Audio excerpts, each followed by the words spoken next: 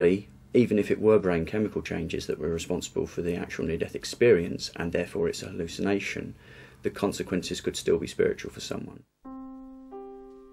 For mankind, the NDE phenomenon holds a message. Death is reality, and according to research and those who have witnessed heaven and hell through NDE experiences, we must think about our own lives. We will die as we live. Throughout the ages, poets and writers voiced their own interpretations of the teachings of Jesus and what the biblical authors had written of heaven and hell. One particular story related by Jesus himself was of the rich man and Lazarus. There was a certain rich man clothed in purple and fine linen. And there was a beggar named Lazarus who laid at his gate full of sores, and desired it so to be fed with the crumbs which fell from the rich man's table.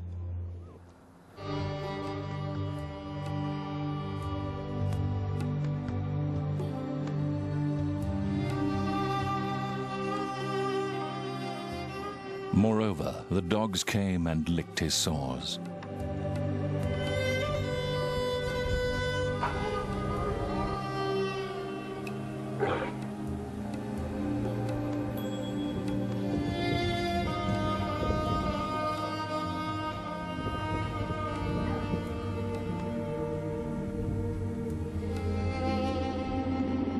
And so it was that the beggar died, and was carried by the angels unto Abraham's bosom.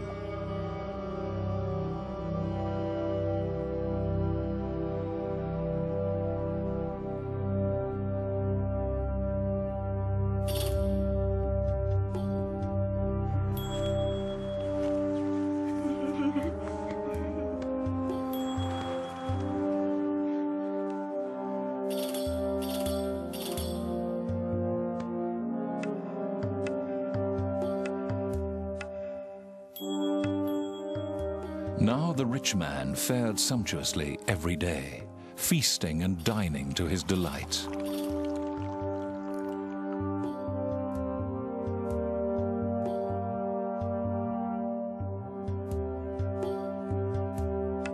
But it came to pass that he too died, and awoke in Hades.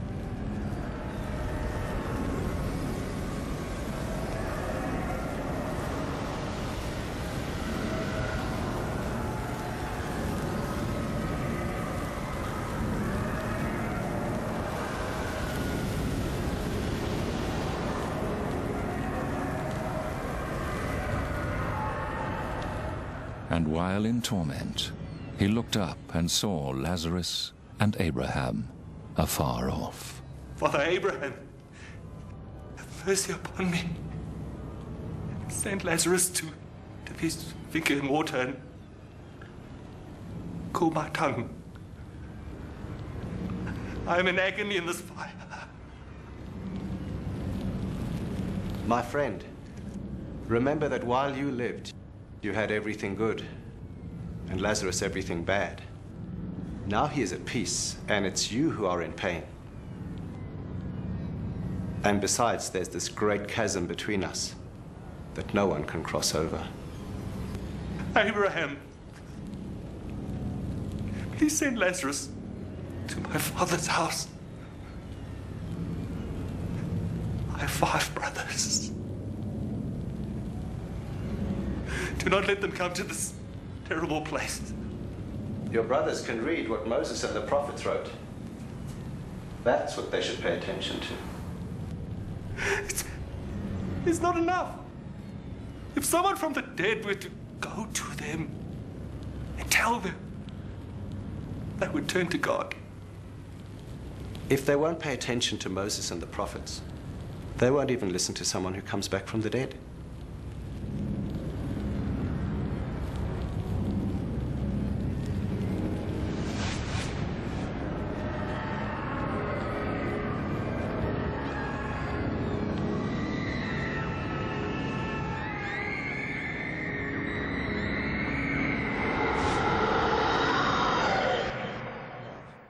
Though scientific research has shed a lot of light onto the subject, it is only those who have experienced firsthand the reality of a life after death that can truly give us insight into what happens when we die.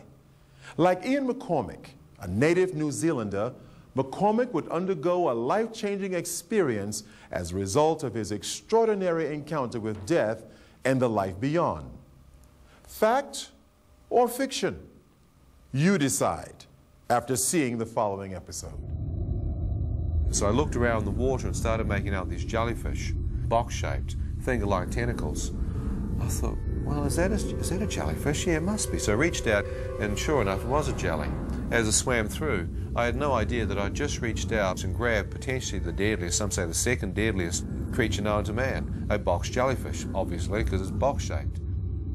But it's transparent, bell-shaped with like a cube underneath the bell with finger-like tentacles coming out. I actually thought it was like a transparent cuttlefish, or it was a very unusual looking jellyfish.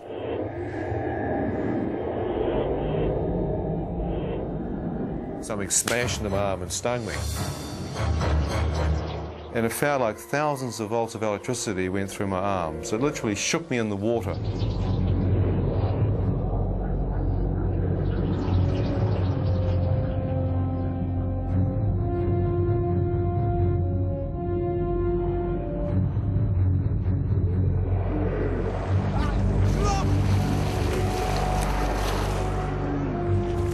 As I swam towards them, I started getting stung by more.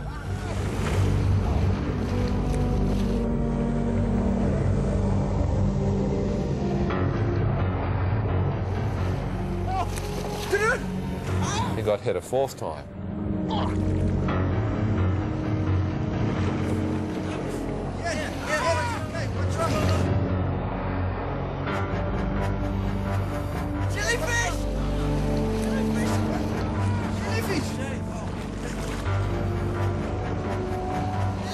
How much? How many did you? No, one will kill you. One Jesus.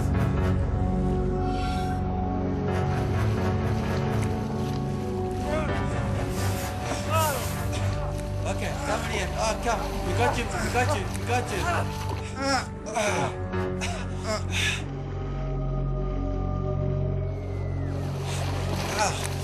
Okay, come. Give him.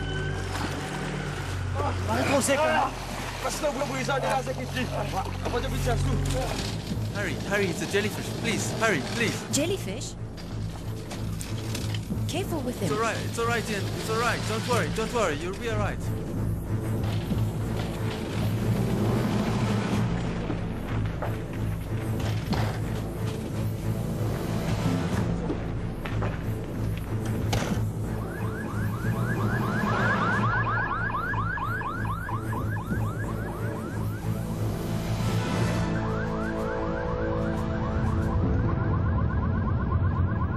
As we raced towards the hospital, I start to see on the inside of the ambulance what appears to be a small boy with white hair.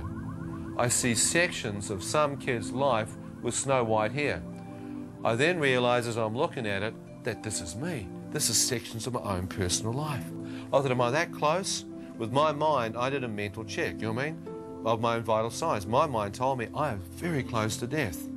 As I'm lying there, I think, well, I could be that close to death. I may not make it. Well, I'm lying there having no idea what to do next, and I see appear before me a clear vision of my mother. She looked straight up into my eyes. She said these words. She said, Ian, no matter what you've done in your life, son, no matter how far from God you may be, if you'll but call out to God from your heart, God will hear you and God will forgive you, son. I thought, well, if there is a God, which one? I'd seen thousands. I'd travelled through Kandy, Sri Lanka, been through Borobudur. I'd been to so many different places. And I'm lying there and thought, okay, God, if you're real, show yourself. I used to say, unless I see God, I won't believe. Well, I lay there, I'm going, show yourself, and I'll pray.